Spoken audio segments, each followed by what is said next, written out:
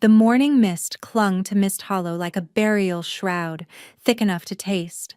Airless stood at the center of the village square with her wrists bound in front of her, the coarse rope already rubbing her skin raw. Around her, faces she had known for 3 years twisted with fear and righteous fury. "Witch!" someone hissed from the crowd. "Child stealer!" another spat. Airless kept her eyes fixed on the weathered stones beneath her feet, counting her breaths. Behind her, she could feel Ren's small body trembling, the child's fingers clutching the back of her threadbare dress. "It's all right," Airless murmured without turning. "Stay close to me." "I'm scared," Ren whispered. "I know, little one. I know." Alpha Aldrich circled the wooden platform that served as Mist Hollow's judgment seat, his boots striking the planks with deliberate menace. Even after 3 years, the sight of him made Erlis's stomach clench. The same cold, gray eyes, the same cruel smile, the same man who had dragged her to the pack border and told her she was worthless, defective, and unfit to breathe the same air as true wolves. "For 3 years, we tolerated your presence at our borders," Aldrich announced, his voice carrying across the silent square. "We showed mercy to a broken Omega, and how do you repay us?" He paused, letting the question hang. "By stealing our children." "I never stole anyone," Airless said quietly. Silence. Aldrich's hand cracked across her face, snapping her head to the side. The crowd murmured its approval. 6 pups in 8 months, 6 children drawn from their homes in the night, all found in your hovel. "You deny this?" Airless tasted blood where her teeth had cut her cheek. "They came to me," she said. "I never called them. I never lured them. They were lost, and they found me." "Lies." Aldrich gestured broadly to the crowd. "She uses dark magic to bewitch our young. I say we end this threat today." The roar of agreement made Airless flinch. She had always known this day would come, known that her quiet existence at the edge of pack territory was borrowed time, but she had hoped, foolishly, that she might have longer. Long enough to see Ren grow. Long enough to find somewhere truly safe. "The sentence for witchcraft is death," Aldrich continued, producing a curved blade from his belt. The metal gleamed dully in the gray light. "Unless anyone here wishes to speak in her defense." Silence. Airless hadn't expected otherwise. She closed her eyes, reaching back to squeeze Ren's fingers one last time. Then the thunder came, not from the sky, but from the northern road. Hoofbeats, dozens of them, pounding the frozen earth with enough force to shake the square. Airless's eyes flew open as riders emerged from the mist like wraiths, their horses massive and black, and their armor bearing a crest that made her breath catch. A silver wolf beneath a crescent moon, the mark of the Ironhold sovereignty, the Alpha King's men. The crowd scattered, pressing back against the buildings as the riders encircled the square. Aldrich had gone pale, his blade suddenly forgotten at his side. "What is the meaning of this?" he demanded, though his voice had lost its authority. "This is Thornvale territory. You have no jurisdiction." "I have jurisdiction everywhere." The voice came from the largest rider, who dismounted with fluid grace that belied his size. He stood a full head taller than any man in the square, broad across the shoulders, with dark hair pulled back from a face that looked carved from stone. A scar traced from his left temple to his jaw, white against sun-darkened skin. But it was his eyes that stopped Airless's breath. Amber, bright and burning, with an intensity that seemed to see through flesh to the soul beneath. Every wolf in the square dropped to their knees. Every wolf except Airless, still bound and bleeding on the platform, and Ren, who pressed closer to her back. "Alpha King Kalen," Aldrich stammered, executing an awkward bow. We were not expecting, that is, we had no word of your coming. Clearly. Kaelin's gaze swept the square, taking in the bound woman, the cowering child, the bloodthirsty crowd. When his eyes met Airless's, she felt something jolt through her chest. Recognition, though they had never met. A pull, as if something inside her was straining toward him. I've been tracking reports for months, Kaelin said, his voice low and dangerous. Pups vanishing across 6 territories. The trail led here. He stepped closer to the platform, close enough that Airless could see the flecks of gold in his burning gaze. I expected to find a monster. Airless lifted her chin, refusing to cower. And what do you find instead? Something flickered across his expression. Surprise, perhaps, or interest. That remains to be seen. He turned to Aldrich. This woman is now in my custody. I will conduct my own investigation. But the sentence has already been... Did I ask for your opinion? Kaelin didn't raise his voice, but Aldrich stumbled backward as if struck. My men will take the children she allegedly stole. We will examine the evidence. If she is guilty, she will face the king's justice, not a mob with torches. He gestured, and 2 of his warriors moved to cut Airless's bonds. The moment the rope fell away, Ren darted around and threw herself into Airless's arms. Don't let them take me away, Ren begged. Please, I want to stay with you. Hush, little one. Airless held her close, painfully aware of Kaelin's eyes on them. I won't let anyone separate us. You speak for a child not your own with such certainty, Kaelin observed. Why does she cling to you? Airless met his gaze steadily. Because I'm the only one who ever protected her. For a long moment, the Alpha King simply looked at her. The hostility in his expression had shifted to something more complex, something she couldn't read. Bring them both, he said finally, and the other children as well. As the king's warriors escorted her from the platform, Airless glanced back at Aldrich. The Alpha's face was mottled with fury, but beneath the anger, she saw something else. Fear. Whatever she had stumbled into, it was far larger than a village accusation. And the Alpha King, with his wolf-bright eyes and unreadable face, held her fate in his hands. The king's camp sprawled across a clearing 1/2 a mile from Mist Hollow, a temporary city of dark tents and patrolling warriors. Airless had expected a dungeon cell, chains, perhaps immediate interrogation. Instead, she found herself in a surprisingly spacious tent with a small brazier for warmth and actual furs spread across the ground. Ren had fallen asleep within minutes, exhausted by fear, curled in a tight ball on the makeshift bed. The other children, 3 boys and 2 girls ranging from 5 to 11, huddled together nearby. They had refused to be separated from Airless despite the warriors' attempts to house them elsewhere.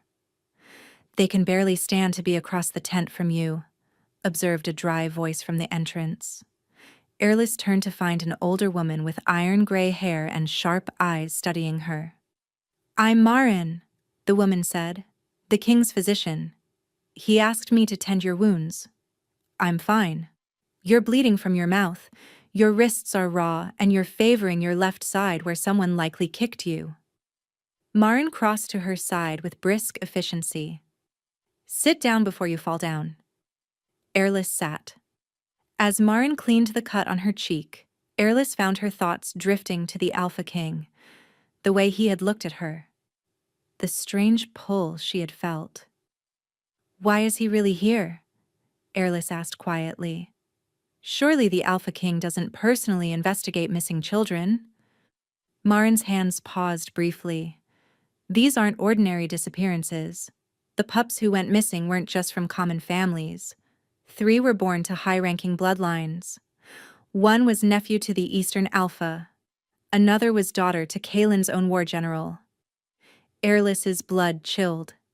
I didn't take them. I swear on my life. I didn't. I believe you, Marin resumed her work. I've seen child stealers. They don't look at children the way you do. She nodded toward the sleeping pups. They don't look at anyone the way you do.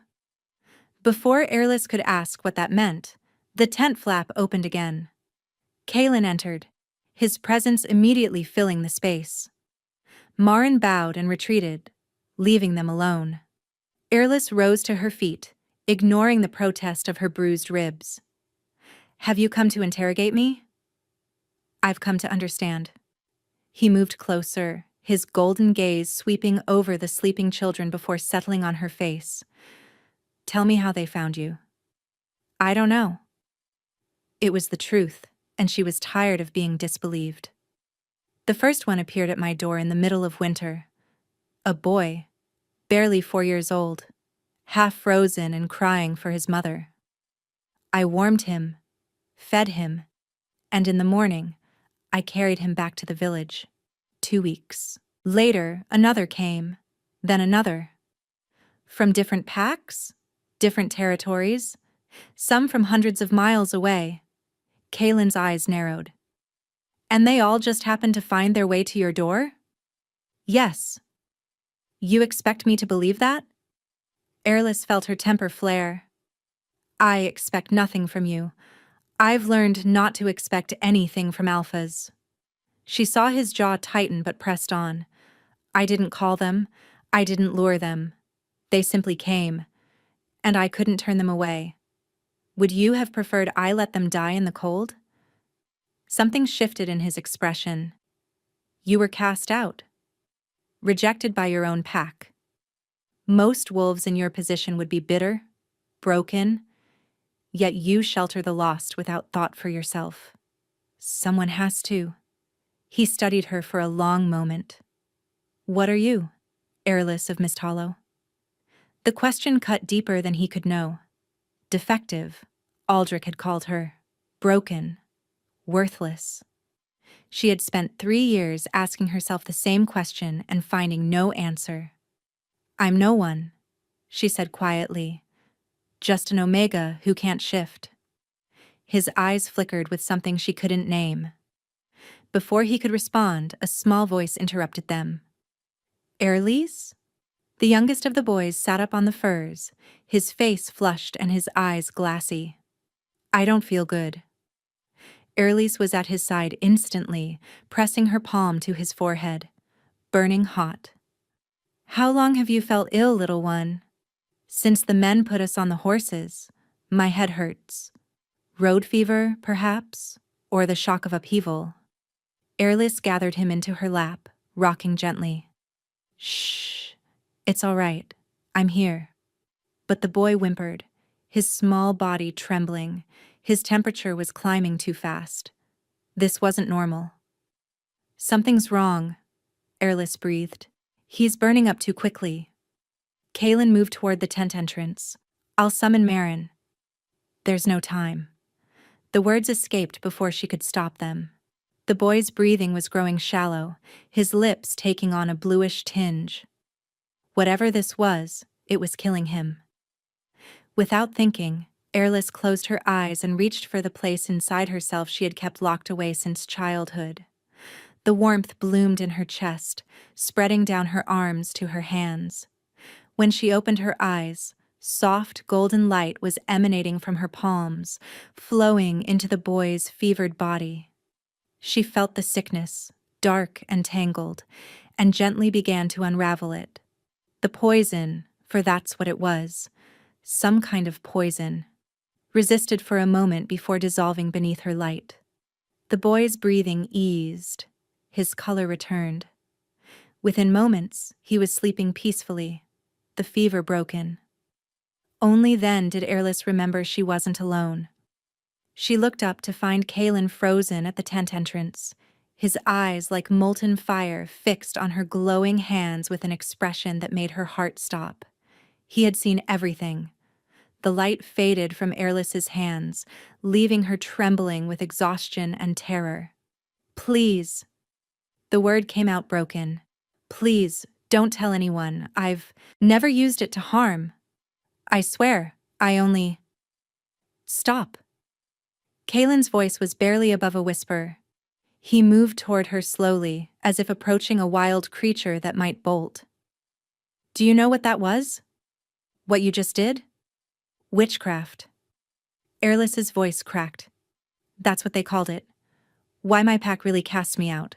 Not because I couldn't shift, but because of this. She stared at her hands. I'm an abomination. No. The word was fierce, startling her into looking up. Kalen knelt before her, bringing his face level with hers. This close, she could see the amber of his eyes wasn't solid, but shifting, like fire beneath glass. What you have isn't witchcraft, it's the old gift, the light of the first wolves. Airless shook her head in confusion. I don't understand. Centuries ago, before the packs divided, our kind possessed abilities beyond shifting, healing, sight, the power to call to lost souls and guide them home. His gaze was intent on her face. Those gifts faded generations ago. We thought they were gone forever.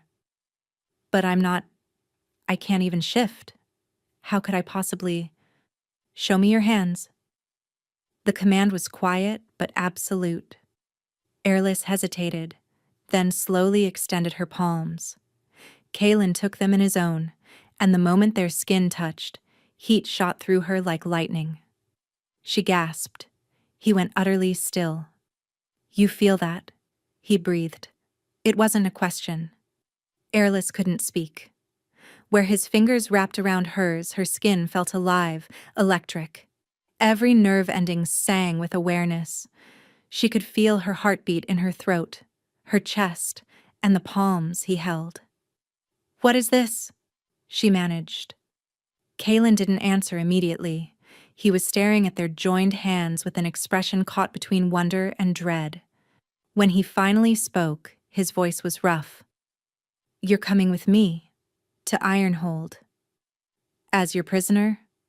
His eyes met hers. As my guest, under my protection. He released her hands carefully, as if the contact had cost him something. The power you carry is beyond valuable. If word spread of what you can do, you'd have every alpha in the realm hunting you. Some to use you, others to destroy you. And you? Airless asked quietly. What do you want from me? Something flickered in his gaze. I don't know yet. He left her then, ducking through the tent flap into the night. Airless sat motionless, her heart still racing, her hands still tingling where he had touched them. Around her, the children slept peacefully. Even the youngest boy, the one called Bram, nearly dead an hour ago, breathed with easy rhythm. She had healed him, and in doing so, she had revealed her darkest secret to the most powerful wolf in the realm. Sleep was impossible. Airless lay awake, listening to the unfamiliar sounds of the camp.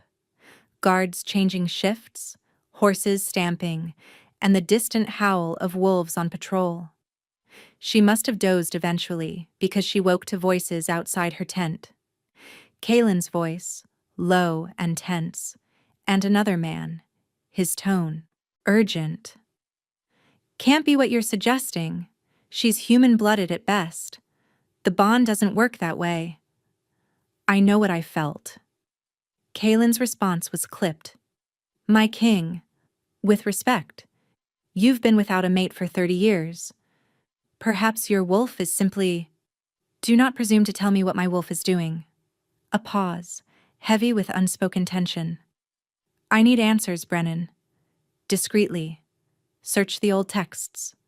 Find me anything about the old gifts and their connections. As you command. Footsteps retreated. Airless lay frozen, barely breathing. Bond. He had said bond. What did that mean? A thin cry pierced her thoughts. Across the tent, little Wren was thrashing in her sleep, caught in some nightmare. Airless pushed herself up and went to her, gathering the child close. Shh, little bird. I'm here. You're safe. The dark wolves, Wren whimpered. They were chasing me. They wanted to eat me up. No one's going to hurt you. I promise. The tent flap moved, and suddenly Kalen was there, filling the entrance. His eyes swept the space, alert for threat, before landing on Airless with the crying child in her arms. She has nightmares, Airless said quietly. Nearly every night since she came to me. Kalen entered slowly. In the dim light of the dying brazier, he seemed less like a king and more like what he was, a wolf, drawn by the distress of a pup. He knelt beside them, his presence somehow both overwhelming and oddly comforting. Ren's cries softened. She blinked up at the Alpha King with tear-wet eyes. "You're the Wolf King," she said tremulously. "Are you going to take Airless away from me?" Something in Kalen's hard expression gentled. "No, little one, I'm going to keep you both safe." "Promise?" He glanced at Airless over the child's head. In the half-darkness, his eyes seemed to glow. "Promise," he said. Ren settled between them, her small hand clutching Airless's sleeve, her breathing gradually evening into sleep. The tent fell silent except for the crackle of embers. Airless should have looked away, should have maintained proper distance from this dangerous, powerful male who held her life in his hands, but something kept her gaze locked on his. Kalen reached out. His fingers brushed her cheek where Aldrich had struck her. Feather-light, barely a touch at all. But Airless felt it like a brand. His eyes flared gold. A sound rumbled from his chest, something between a growl and a groan. Not threatening. Something else entirely. Something that made heat pool low in her belly and her breath catch in her throat. Then he jerked backward as if burned, rising to his feet so quickly that Ren stirred. "Forgive me." His voice was hoarse. "I shouldn't have. I need to go." He was gone before Airless could speak, leaving her alone with a sleeping child and a racing heart. She pressed her fingers to her cheek where he had touched her. The skin was warm. And beneath it, something pulsed. Something that felt like awakening. The camp broke at dawn. Airless found herself mounted on a gray mare, Ren seated in front of her, surrounded by the king's warriors. The other children rode in a covered wagon, tended by Marin and her assistants. Kalen had not spoken to her since the night before. He rode at the head of the column, his back rigid, never once glancing her way. But Airless could feel him. That was the strangest part. Like a thread had been woven between them, invisible but undeniable. When he moved, something in her chest shifted. When his mood darkened, she felt shadows at the edges of her own mind. "You're staring," Ren observed. Airless tore her gaze away. "I was just thinking." "About the Wolf King?" Ren's voice held a child's knowing innocence. "He stares at you too, when you're not looking." Heat crept up Airless's neck. "Hush, little bird." They rode for hours through increasingly wild terrain. The cultivated fields of the lowlands gave way to dense forest, then to rocky highland passes where the wind cut like knives. By midday, Airless was shivering despite the furs wrapped around her shoulders. Then Kalen raised his hand and the column halted. "What's wrong?" Airless asked the warrior beside her. His face was grim. "Ambush territory. Stay close." The attack came without warning. Wolves exploded from the tree line, not in human form but fully shifted, their pelts ranging from muddy brown to mottled gray. They were smaller than Airless had expected, leaner, with a feral hunger in their yellow eyes. "Rogues!" someone shouted. "Protect the children!"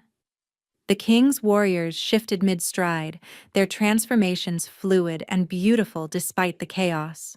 Where men had stood, massive wolves now fought, silver and black and deep russet, clashing with the rogues in a blur of teeth and claws. But there were too many. For every rogue that fell, two more emerged from the forest. Airless's mare reared, screaming. Wren cried out, and Airless barely managed to keep them both mounted. A gray rogue lunged for them, jaws snapping, and Airless kicked out desperately, catching the beast in the snout. Then he was there. Kalen in wolf form was nothing like the rogues. He was enormous, easily twice their size, with fur black as midnight and eyes blazing molten gold. He tore through the attackers like they were made of paper, his movements savage and precise. A rogue slipped past his guard, racing toward Airless and Wren. Time slowed. Airless saw death coming, felt Wren's arms tighten around her waist, and heard her own heartbeat thundering in her ears. No. The word blazed through her mind, and with it came the light. But this time it wasn't gentle healing warmth. This was fire, pure and blinding, erupting from her palms in a wave that struck the rogue mid-leap.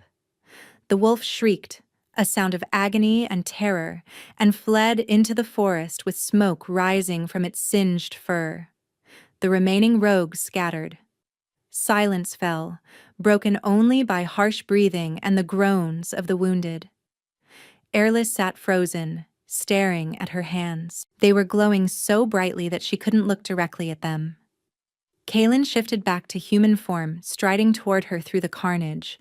His chest was heaving, scratches and bite marks already healing on his bare skin. But his eyes were fixed on her with an intensity that made her stomach drop. What was that? His voice was hoarse. I don't know. Airless's hands trembled. It's never done that before. It's always been gentle. For healing. You called the light as a weapon. He was close now, close enough to touch. The old gift has many faces. Healing, sight, the call that draws the lost home. But there are legends of a rarer form, one we thought was myth. His amber eyes searched her face with something like awe. Battle light, the warrior aspect of the first wolves' blessing. It was said to manifest only when the gifted one's heart was desperate to protect. Airless looked at her still trembling hands. She had been desperate to save Wren, to survive, to keep the small life pressed against her safe. Something's happening, Airless whispered. Between us. I can feel it. The bond. The words seemed to escape him against his will. My wolf recognizes you, has recognized you since the moment I saw you in that square. Recognizes me as what? He didn't answer. His gaze dropped to her throat, and Airless saw his jaw clench, saw the struggle playing out across his features. One of his hands rose, trembling to brush the curve of her neck. A growl rumbled from his chest. Not threatening, possessive. Kalen. She said his name without thinking, and the sound of it on her lips made something in him snap. He pulled her against him, burying his face in her hair, breathing her in as if she were air itself. Airless should have been afraid, should have pushed away. Instead, she melted into him, her body recognizing what her mind couldn't yet accept. Mine, he breathed against her throat. Then his teeth grazed her skin, right where her neck met her shoulder, and Airless felt herself falling into sensation. When he bit down, the world exploded. Pain and pleasure merged into something transcendent. She was dimly aware of crying out, of her fingers digging into his shoulders, of his arms crushing her against his chest. But mostly, she was aware of him, his essence pouring into her through the bite, his emotions flooding her mind, desperate longing, fierce protectiveness, and beneath it all, a love so profound it brought tears to her eyes. She saw flashes of his life. A boy crowned too young, a kingdom built through blood and sacrifice, 30 years of searching for something he couldn't name. And now, finally, here in his arms, the answer. When he released her, they were both gasping. What did you do? Airless touched her throat. She could feel the wound, but it didn't hurt. It pulsed with warmth, with connection. Kalen's face was ashen. I claimed you. His voice broke. Forgive me. I couldn't stop. My wolf. I've never lost control like that. The bond, Airless said slowly, understanding dawning. This is what you meant. You're my mate. He said it like a confession, like a prayer, like a death sentence. The one my wolf has waited 30 years for. And I've just bound you to me without your consent. Airless should have been furious, should have felt violated, trapped, used. But as she searched inside herself, all she found was a strange peace. The loneliness that had haunted her entire life was gone. In its place was warmth, connection, belonging. Show me, she whispered. Show me what it means. The journey to Ironhold became a blur of intimate glances and careful distance. Kalen's warriors had witnessed the claiming. Word would spread through the realm like wildfire. The Alpha King had taken a mate, an Omega, a wolf who couldn't shift. Airless felt their stares but couldn't bring herself to care. The bond hummed constantly in her chest, a warm presence that made even the bitter mountain cold feel bearable. She could sense Kalen's emotions now. His guilt over claiming her without permission, his fierce determination to protect her, and beneath it all, a tenderness that made her heart ache. He loves you, Ren announced on the third day, as if stating obvious fact. The Wolf King. He looks at you like Papa used to look at Mama before the sickness took them. Airless pulled the child closer. How do you remember that? You were so young. I remember everything. Ren's voice was matter of fact. That's why I found you, you know? I could feel you calling, even from far away, like a candle in the dark. Before Airless could pursue that unsettling statement, the column crested a ridge, and Ironhold spread before them. The fortress city defied description. Built into the living rock of a mountain, its spires stretched toward the clouds while its foundations plunged into valleys so deep they seemed bottomless. Waterfalls cascaded down its walls, turning to mist in the wind. Banners bearing the silver wolf flew from every tower. Home, Kalen said, appearing at her side. It was the first word he had spoken to her directly since the claiming. It's beautiful. It's yours now. His voice was quiet. Everything I have, everything I am, the bond makes it so. Airless turned to face him. You say that like it's a burden. For you, it may be. Pain flickered in his amber eyes. I've bound you to a king, Airless, to a throne, to a war, to enemies you can't yet imagine. You didn't choose this. Did you? The question seemed to catch him off guard. What? Did you choose this? The bond, the claiming? Did you want it? He was silent for a long moment. Then, slowly, he reached out and cupped her face in his palm. His thumb traced her cheekbone with devastating gentleness. I have wanted nothing else since the moment I saw you. The words hung between them, raw and true. Airless leaned into his touch, and through the bond she felt his surprise, his hope, his terrified joy. Then stop apologizing, she said, and start teaching me how to be a queen. They entered Ironhold as the sun began to set, casting the fortress in shades of gold and amber. The streets were lined with wolves who had come to see their king's new mate. Some cheered. Others stared with open suspicion. Airless kept her chin high and her hand in Kalen's grip.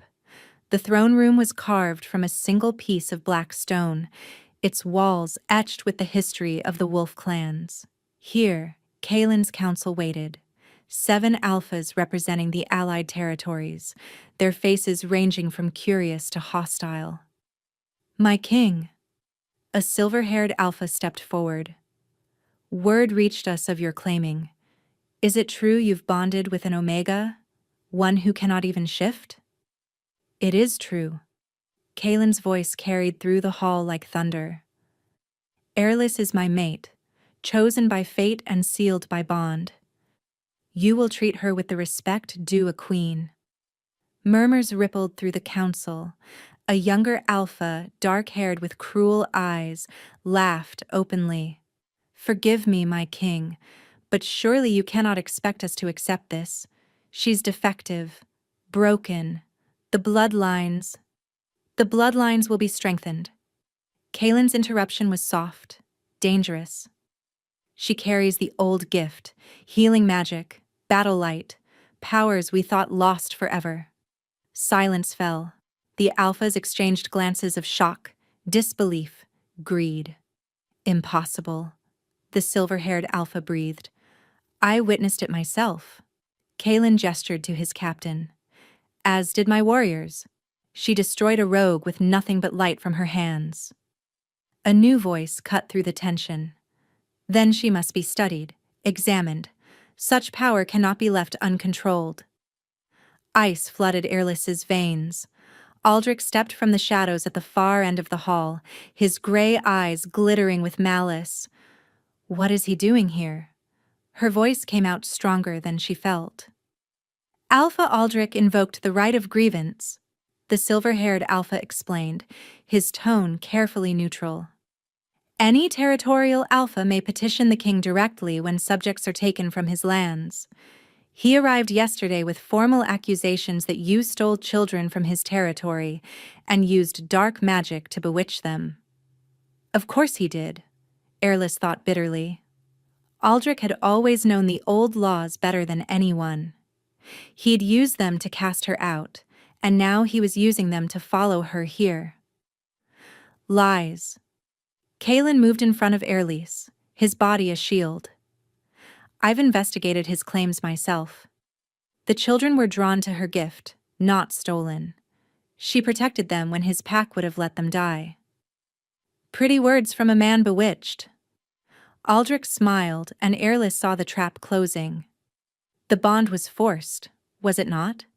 She used her magic to ensnare you, just as she ensnared the pups. That's not true. Then prove it. Aldrich spread his hands. Submit to examination by the council's seers. Let them verify your gift is pure and not dark sorcery.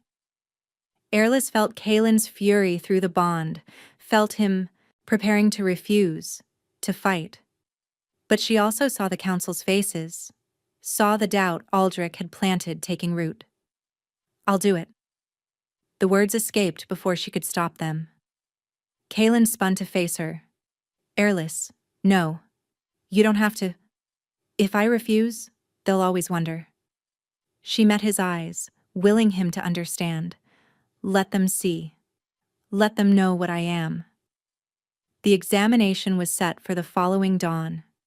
That night, Airless barely slept, pacing the chambers Kalen had given her, trying to calm the fear that clawed at her chest. Near midnight, her door opened without a knock. Kalen stood in the entrance, his face drawn with worry.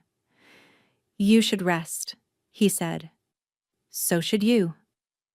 He crossed to her, pulling her into his arms without hesitation. Airless went willingly, pressing her face to his chest, breathing in his scent of pine and rain. I won't let them hurt you, he murmured against her hair. Whatever happens tomorrow, I'll protect you. I know. They stood that way for a long moment, wrapped in each other, drawing strength from the bond that pulsed between them.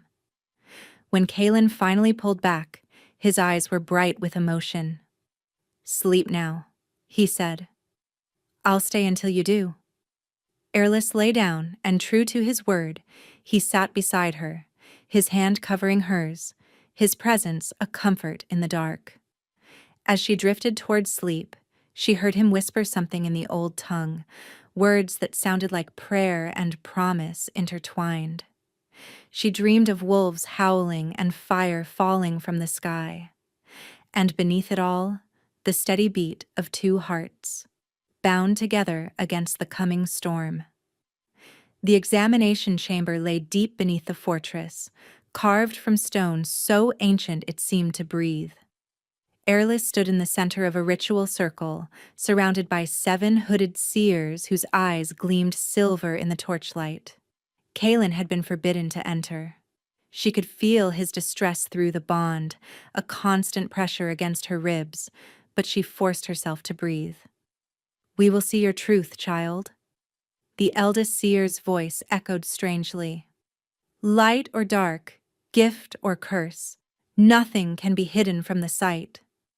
They began to chant. The magic hit Airlis like a wave, cold and probing, pushing into her mind without permission. She gasped as memories surfaced, her childhood in the pack, the first time she healed a wounded bird, the night Aldrich dragged her to the border and threw her into exile. "She has known pain," one seer intoned, "rejection, cruelty. Yet she did not become cruel." Another voice, younger. "She protected, healed, sheltered the lost." The probing deepened, reaching for the core of her power. Airlis cried out as the old gift surged in response, meeting the seer's magic with light that blazed through the chamber. "There," the eldest seer breathed. "There it is, the blessing of the first wolves." The chanting changed, rising in pitch, and suddenly Airlis saw visions that weren't her own. A woman with her face standing on a battlefield, light pouring from her palms, wolves rallying behind her, cities burning, children screaming, and through it all, a prophecy spoken in voices like thunder: "When the lost are gathered home, and the gifted claims the throne, light and shadow both shall rise, to meet the darkness in the skies." The vision shattered. Airlis fell to her knees, gasping as the seers stumbled backward. "What did you see?" The eldest seer's voice was shaking. "What was that prophecy?" "I don't know." Airlis's entire body trembled. "I've never seen that before." "It came from you." The seer approached, pushing back her hood to reveal a face lined with age and wonder. "Or rather, from what sleeps inside you. Child, do you understand what you are?" Airlis shook her head. "You are not merely gifted. You are the gifted. The one our people have waited for since the old ways were lost." The seer knelt before her, actually knelt, and the others followed. "The prophecy spoke of you centuries ago, a healer who cannot shift but carries the light of all wolves, the one who will gather the lost and stand against the coming darkness." "No." Airlis scrambled backward. "No, I'm just an Omega, I can't be—" The chamber doors burst open. Kaelin strode in, his face wild with worry, ignoring the protests of the guards. His eyes found Airlis immediately, scanning her for injury. "She passed," the eldest seer said before he could speak. "More than passed. She is the one from the prophecy, my king. Your mate will save us all, or doom us." The news spread through Ironhold like wildfire. Within hours, wolves who had sneered at the Omega Queen were bowing in the streets. But Airlis found no comfort in their reverence. The prophecy's words echoed in her mind. "Light and shadow, both shall rise." "What does it mean?" she asked Kaelin that evening, pacing their shared chambers. "What darkness is coming?" "I don't know." He caught her hands, stilling her movement. "But whatever it is, we'll face it together." A knock interrupted them. Brennan, Kaelin's captain, entered with a grim expression. "My king, we've received word from the eastern border. 3 villages destroyed in the night. No survivors except the children, who were found wandering alone, unable to speak of what they witnessed." Airlis's stomach turned. "The children were left alive? Why?" "We don't know. But there's more." Brennan hesitated. "The survivors are being brought here. When they heard where they were going, They all said the same thing. What? They want to see the Lady of Light. They say she called them home. The children arrived 3 days later, 17 of them, ranging from toddlers to adolescents, their eyes haunted but dry. The moment they entered Ironhold, they made their way to Airless as if drawn by invisible strings. "You're here," a small boy whispered, clutching her skirt. "We heard you calling. Even when the Shadow Wolves came, we heard you." "Shadow Wolves?" Airless knelt to his level. "What do you mean, little one? The Dark Ones. They killed everyone except us. They said we were marked, that we belonged to the Lady of Light, and they couldn't touch us." Airless exchanged a horrified glance with Kaylin. Someone was orchestrating this. Someone who knew about her gift, about the lost children who found their way to her. It's Aldrich. The certainty struck her like a blow. He's behind this. He was always behind it. But why? Kaylin's voice was tight with controlled fury. What does he gain from killing villages and leaving children alive? The answer came to Airless with sickening clarity. Me. He's drawing me out. Every orphaned pup is a thread he's tying to me, making me responsible, making me come to them. She looked at the children surrounding her, their trusting faces, their small hands reaching for her warmth. He's building an army of hostages. That night, Airless woke to agony. Pain ripped through her body, centering on the claiming mark at her throat. She tried to scream, but couldn't draw breath. Her bones felt like they were splintering, her muscles tearing, her very soul being wrenched in two. Airless. Kaylin was there, gathering her in his arms, his voice raw with terror. "What's happening? Airless, talk to me." But she couldn't speak, couldn't think, and couldn't do anything but burn. Through the haze of torment, she felt something shifting inside her. Something that had been dormant her entire life, caged and sleeping, finally stirring awake. Her wolf? The realization struck her as another wave of pain crashed through her system. She was shifting. After 26 years of being defective, broken, unable to become what her people were meant to be, her wolf was finally trying to emerge, and it was killing her. The pain lasted 3 days. Airless drifted between consciousness and darkness, her body racked with spasms as her wolf fought to break free. Marin and the seers worked tirelessly, brewing tinctures and casting stabilizing spells, but nothing seemed to help. "Her gift is fighting the transformation," Marin explained to Kaylin on the second night. "The healing light keeps trying to repair what the shift is breaking. They're at war inside her." "Then stop the healing." Kaylin's voice was ragged. He hadn't slept since it began, hadn't left her side except when physically dragged away. "Let the shift happen." "We can't." Marin's face was grave. The gift isn't something she controls. It's instinct, self-preservation. It won't stop trying to save her, even if saving her means killing her. Through the bond, Airless felt Kaylin's anguish like a second heartbeat. She wanted to comfort him, to tell him she was still fighting, but her voice wouldn't cooperate. All she could do was endure. On the third morning, the pain receded enough for her to open her eyes. Kaylin was beside her instantly, his face haggard and his eyes red-rimmed.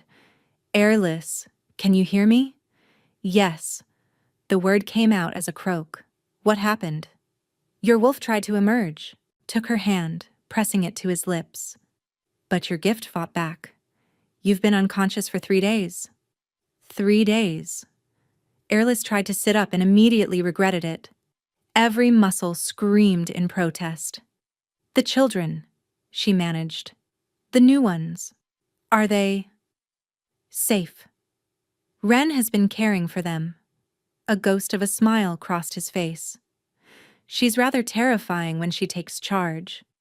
Despite everything, Airless laughed. It turned into a cough, and Kaylin helped her drink from a cup of honeyed water. "There's something else." His expression darkened. While you were unconscious, we captured one of Aldrich's scouts. He talked. What did he say?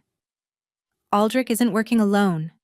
He's allied with something called the Shadow Court, an ancient faction that wants to restore the old ways through blood and conquest. They believe your gift is the key to awakening something dark, something that's been sleeping since the first wolves walked. Airless felt a chill trace her spine. The prophecy. Light and shadow both shall rise. Yes. Kaelin's jaw tightened. They want to use you, Airlise. Your light can apparently unlock the shadow. Two sides of the same power, kept separate for millennia. And the children? Why leave them alive? Leverage. They knew you'd never abandon lost pups. Every child they orphan is another chain binding you to their game. Fury sparked in Airless's chest. Then we end it. We find Aldrich and we stop him. You can barely stand. Then help me stand. She gripped his arm, forcing herself upright through sheer will. Those children are my responsibility. I won't let them be used as weapons against me. Kaelin stared at her for a long moment. Then, slowly, he smiled, and it transformed his face from stern king to devoted mate. Have I mentioned that I love you? The words struck Airless like lightning. Through the bond, she felt the truth of them, the depth, and the permanence. He wasn't just saying it, he was offering everything he was. No, she whispered. You haven't. I love you. He cradled her face in his hands. I love your courage and your compassion. I love how the lost find their way to you. I love that you make me want to be worthy of you. Tears spilled down Airless's cheeks. I love you too. Even though you're infuriating and overprotective and... He kissed her. It was gentle at first, reverent, but quickly deepened into something more desperate. Airless pulled him closer, needing to feel him, to anchor herself in his warmth. Through the bond, their emotions merged until she couldn't tell where she ended and he began. When they finally broke apart, both breathing hard, a commotion erupted outside. Brennan burst through the door without knocking. My king. Aldrich's army is marching on Ironhold. They'll reach the gates by nightfall. Kaelin was on his feet instantly, the tender lover replaced by the warrior king. How many? 3,000 at least. And something else. Brennan's face was pale. Shadow wolves. Dozens of them. Shadow wolves are legend, Kaelin said sharply. They were legend. Brennan swallowed. They're not anymore. Airless forced herself to stand. Then I need to face them. Absolutely not. Kaelin whirled on her. You're in no condition. The prophecy said I would stand against the darkness. She met his eyes steadily. Maybe this is what it meant. And maybe it means your death. Maybe. She touched his face, feeling the muscle clench beneath her palm. But those children didn't find their way to me by accident, Kaelin. I was meant to protect them. I was meant to be here, with you, for this moment. The battle preparations consumed the afternoon. Airless watched from the high walls as Kaelin's warriors assembled, their wolves magnificent in the dying light. The children had been moved to the deepest chambers, guarded by Marin and a contingent of the king's most trusted soldiers. Ren had refused to go. My place is with you, she insisted, her small chin set stubbornly. I'm not afraid. I know you're not, little bird. Airless knelt to meet her eyes. But I need you to do something important. If anything happens to me, you have to keep the other children calm. Can you do that? Ren's lip trembled, but she nodded. As the sun touched the horizon, Aldrich's army appeared at the edge of the valley. Even from this distance, Airless could see the wrongness of them. The shadow wolves moved like smoke given form, their eyes red embers in the gathering dark. Kalen appeared at her side in full battle armor, his expression carved from stone. "Whatever happens tonight," he said quietly, "know that finding you was the greatest gift of my life." "Don't talk like that." Airless gripped his hand. "We're both surviving this." His smile was sad. "I'll do everything in my power to make that true." The first howl split the night, and the battle began. The clash of armies shook the very stones of Ironhold. Airless stood on the battlements, her hands pressed to the ancient walls, feeling the vibration of thousands of wolves fighting for survival. Kalen led the charge himself, his black wolf form a shadow of death among the enemy ranks. Through the bond, Airless felt his fierce joy in combat, his determination, and beneath it all, his fear for her safety. But the Shadow Wolves were something else entirely. They moved through Kalen's warriors like water through sand, their forms shifting and reforming, impossible to kill. For every one that fell, it seemed to rise again, darkness stitching its wounds closed. "They're not truly alive," the eldest seer said, appearing at Airless's side. "They're constructs, animated by the shadow magic Aldrich has awakened. Your mate cannot defeat them with teeth and claws alone." "Then what will defeat them?" "Light." The seer's silver eyes met hers. "Your light. It's the only thing that can dispel the shadow permanently." Airless looked at her hands. Since her failed transformation, the gift had been unpredictable, surging and fading without warning. She didn't even know if she could summon it now. "I have to try." She moved toward the stairs leading down to the battlefield. "Wait." The seer caught her arm. "There's something you should know. Your wolf, the one that tried to emerge, she's still there. Still waiting." "I know, but she's killing me. My gift won't let her through." "Because you're fighting yourself." The seer's grip tightened. "Your gift isn't separate from your wolf, child. They're two halves of the same soul. The reason you couldn't shift before wasn't because you were broken. It was because your power was too great. It needed time to mature before your wolf could contain it." Understanding dawned slowly. "You mean?" "I mean, if you stop fighting, if you let your wolf and your gift merge instead of war, you might become something this world has never seen. Or I might die." "Yes." The seer released her. "The choice is yours." Airless descended into chaos. The courtyard was a nightmare of blood and shadow, wolves locked in combat, the screams of the wounded piercing the air. She pushed through it all, following the bond toward Kalen, guided by the thread that connected their souls. She found him surrounded. 5 shadow wolves circled him, their red eyes burning with malevolent intelligence. Kalen was wounded, deep gashes across his flank weeping blood that looked black in the moonlight. He snapped at the nearest shadow, but his movements were slowing, his strength fading. "No." The scream tore from Airless's throat. The shadow wolves turned toward her, and in their eyes, she saw recognition, anticipation. "There you are." Aldrich's voice echoed across the courtyard as he emerged from the darkness in human form. "I knew you'd come eventually. The lost pups called to you. Now the lost king calls to you. You can't help yourself, can you? You have to save everyone." "Let him go." Airless's hands were shaking, but her voice held steady. "This is between us." "Oh, it's far bigger than us." Aldrich spread his arms. "The Shadow Court has waited millennia for someone like you. Your light is the key that unlocks the darkness. Together, they'll remake this world. I won't help you.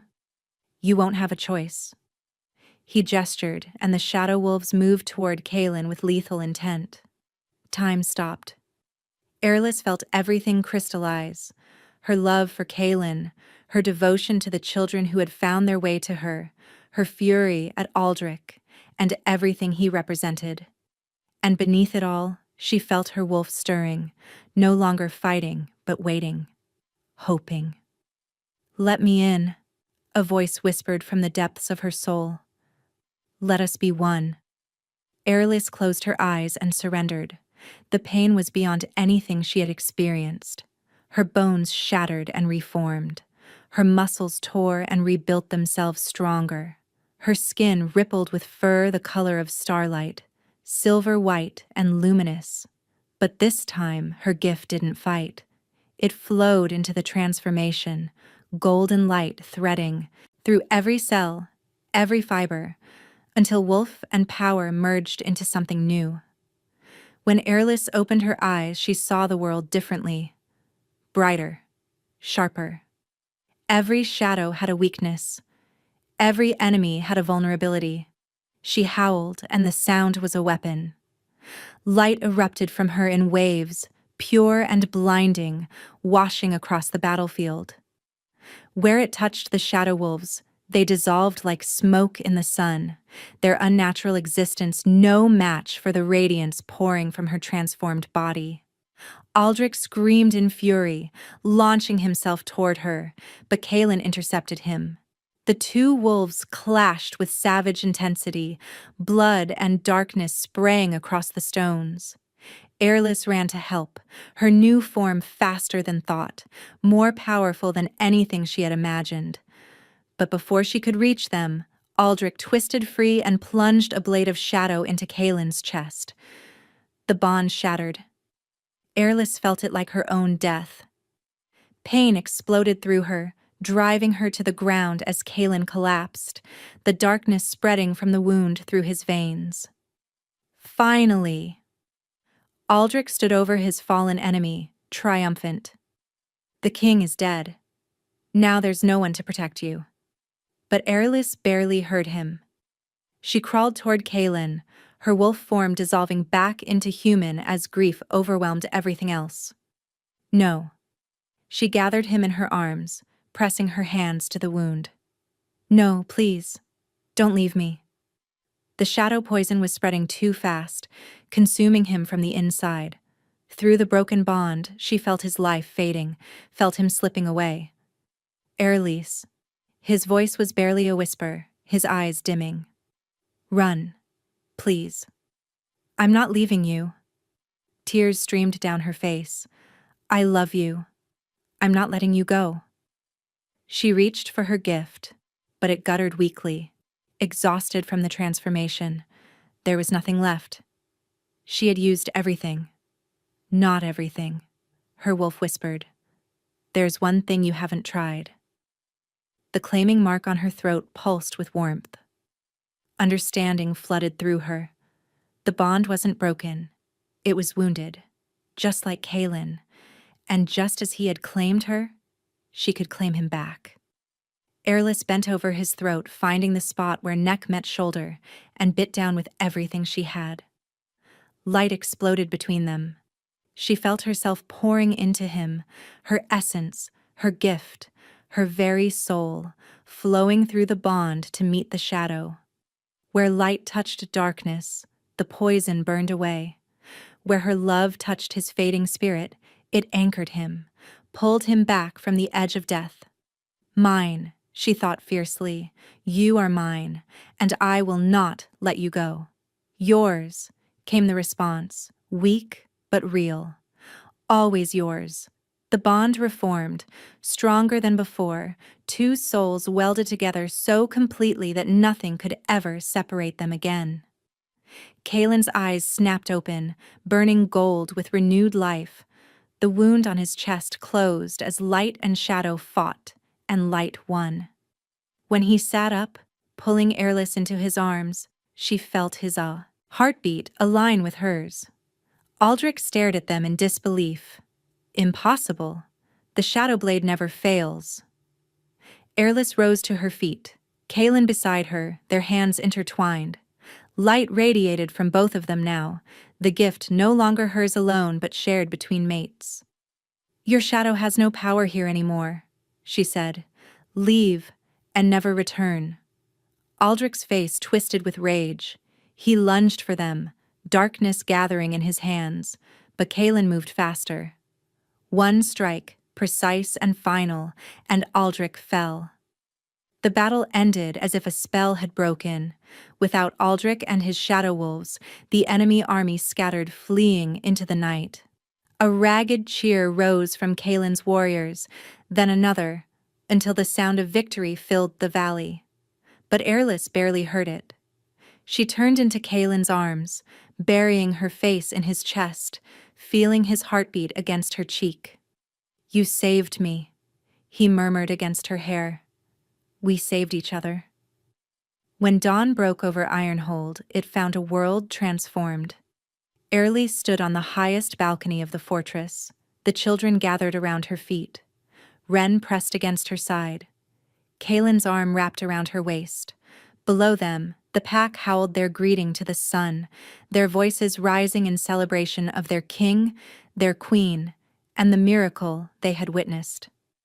"What happens now?" Ren asked, looking up at Airlis with wondering eyes. "Now we rebuild." Airlis smiled, feeling the warmth of the bond humming in her chest. "We gather the lost, we protect the weak, and we make sure no pup ever feels alone again." "And the prophecy?" Kaelin asked quietly. "Light and shadow both shall rise?" Airlis considered this, remembering the vision the seers had shown her. "The darkness will always exist, but so will the light.